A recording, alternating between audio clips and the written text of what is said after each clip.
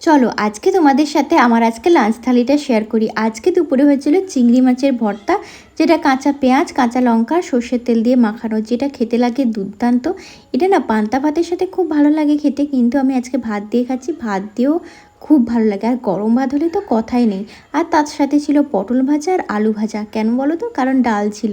আর হয়েছে আজকে মাটন। আমি যেহেতু মাটন খাই না, তো সেজন্য আমার জন্য অল্টারনেটিভ হিসেবে ডাল ছিল। তো সবাই মাটন পছন্দ করলেও আমার কিন্তু আমার ডালেই আমি খুশি। হ্যাঁ, মাটন কিন্তু খেয়েছি এক পিস, তবে আমি গ্রেভি দিয়ে খেতে পারি না একদমই। যাই হোক, দুপুরবেলা খাওয়া দাওয়া করার পরে দিদি একটু রেস্ট নিয়ে বিকেলে বাড়ি যাচ্ছে। মেয়েরা যখন বাপের বাড়ি থেকে শ্বশুর বাড়ি যায়, তখন একটা ব্যাগ থেকে 4টে ব্যাগ হয়ে যায়। যাই হোক, বাড়িতে বোন থাকলে সেগুলো বওয়ার দায়িত্ব বোনেরই থাকে। এই যে খেলার সাথীদের সব সঙ্গে করে একটুখানি নিয়ে যাচ্ছে, কারণ ওদের তখনও ছাড়তে চাইছে না দিদির ছেলে। তো যাই হোক, এই ফুলগুলো না এখন বর্ষাকালে প্রচুর ফুটছে, রোজ আমি ঠাকুরকে দিই। আর একটাইভাবে কানে নিলাম, এখন আমার এটা বেশ ভালো লাগে। কেমন লাগছে জানিও, আর কার কার এই ফুলটার নাম যেন জানিও তো। পুকুরটা আস্তে আস্তে ভরে উঠছে।